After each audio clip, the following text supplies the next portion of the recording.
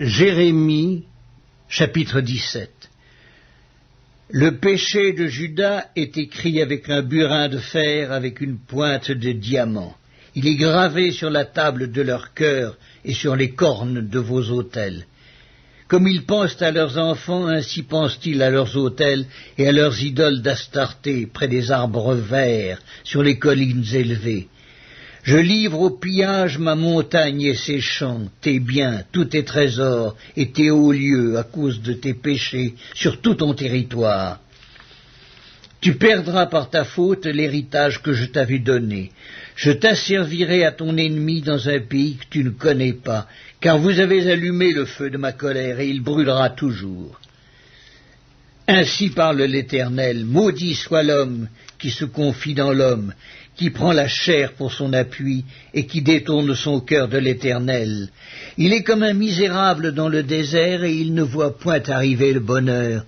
Il habite les lieux brûlés du désert, une terre salée et sans habitants. Béni soit l'homme qui se confie dans l'Éternel et dont l'Éternel est l'espérance. Il est comme un arbre planté près des eaux et qui étend ses racines vers le courant.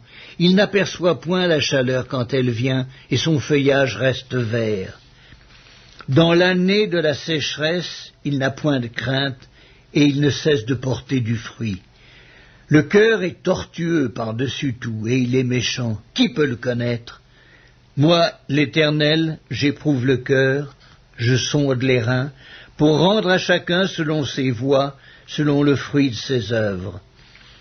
Comme une perdrix qui couve des œufs qu'elle n'a point pondus, tel est celui qui acquiert des richesses injustement. Au milieu de ses jours, il doit les quitter, et à la fin, il n'est qu'un insensé. Il est un trône de gloire élevé dès le commencement, c'est le lieu de notre sanctuaire. Toi qui es l'espérance d'Israël, ô Éternel, tous ceux qui t'abandonnent seront confondus. Ceux qui se détournent de moi seront inscrits sur la terre, car ils abandonnent la source d'eau vive, l'Éternel. Guéris-moi, Éternel, et je serai guéri. Sauve-moi, et je serai sauvé, car tu es ma gloire. Voici, ils me disent, où est la parole de l'Éternel? Qu'elle s'accomplisse donc. Et moi, pour t'obéir, je n'ai pas refusé d'être pasteur. Je n'ai pas non plus désiré le jour du malheur. Tu le sais. Ce qui est sorti de mes lèvres a été découvert devant toi. Ne sois pas pour moi un sujet d'effroi, toi mon refuge au jour du malheur. Que mes persécuteurs soient confus et que je ne sois point confus. Qu'ils tremblent et que je ne tremble pas, moi. Fais venir sur eux le jour du malheur, frappe-les d'une double plaie. Ainsi m'a parlé l'Éternel. Va, et tiens-toi à la porte des enfants du peuple, par laquelle entrent et sortent les rois de Juda, et à toutes les portes de Jérusalem. Tu leur diras, écoutez la parole de l'Éternel, roi de Juda, et tout Juda, et vous tous, habitants de Jérusalem, qui entrez par ses portes. Ainsi parle l'Éternel. Prenez garde à vos âmes, ne portez point de fardeau le jour du sabbat, et n'en introduisez point par les portes de Jérusalem.